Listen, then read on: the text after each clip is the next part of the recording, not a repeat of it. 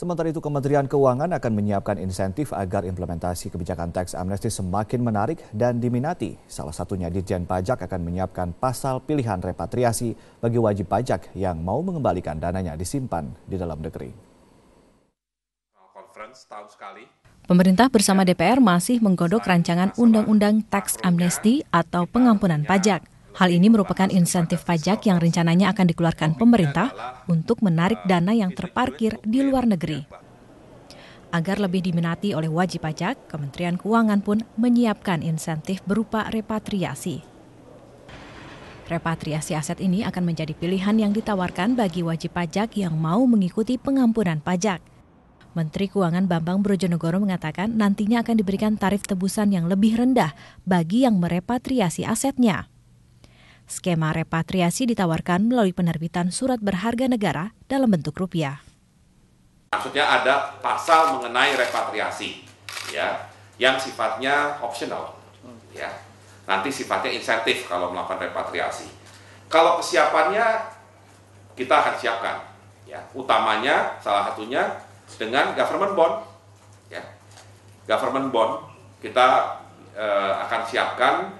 Kalau direpatriasi dia bisa beli bond kita, lumayan, jadi akan meningkatkan kepemilikan domestik di dalam SBN rupiah kita, ya tidak 37%, 38% asing seperti sekarang.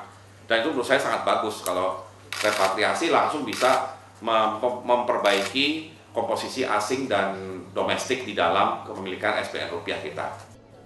Sementara itu, Dewan Pertimbangan Asosiasi Pengusaha Indonesia, APindo, Sofyan Wanandi, meyakini bahwa para pengusaha di dalam negeri siap untuk menggelontorkan anggaran minimal 100 miliar rupiah untuk investasi jika kebijakan tax amnesty ini diberlakukan. Menurut Sofyan, kebijakan ini dapat menjadi solusi bagi penyediaan dana segar untuk mengembangkan berbagai proyek infrastruktur yang dapat mempercepat pertumbuhan ekonomi nasional. Cuma kalau ini kita bisa kasih amnesti, sebagian uang itu, uang murah yang dia bisa pakai untuk equity dia, sehingga ini bisa menggerakkan kita punya industrialisasi dan ekonomi Indonesia. Belum lagi yang dari luar negeri yang kita hitung ya. Jadi saya percaya tax amnesty itu betul-betul ya kita tentu melupakan semua kesalahan yang lama-lama ya. Jangan uang itu nanti semua ditanyakan uang ini dari mana, uang korupsi, uang apa. Kalau itu nggak selesai-selesai kita punya negara ini ke depan. Kita lupakan lama, kita ke depan melihat. Selama mereka tidak ada masalah hukum, ya sudah dia bisa mendapatkan tax amnesty itu. Dan menurut saya itu bisa menggerakkan cepat sekali daripada ekonomi Indonesia karena uang-uang kita di luar negeri itu kan tidak kena bunga. Di sini dia bisa gerakkan dengan bunga yang lebih tinggi.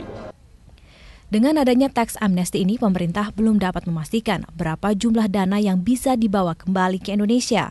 Namun dari survei Kementerian Keuangan, jumlah uang yang berada di dalam negeri dan belum disampaikan ke Ditjen Pajak mencapai 1.400 triliun rupiah. Sedangkan dana wajib pajak Indonesia yang ada di satu negara minimal berkisar 2.700 triliun rupiah.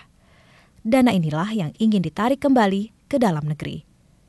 Tim Liputan Metro TV.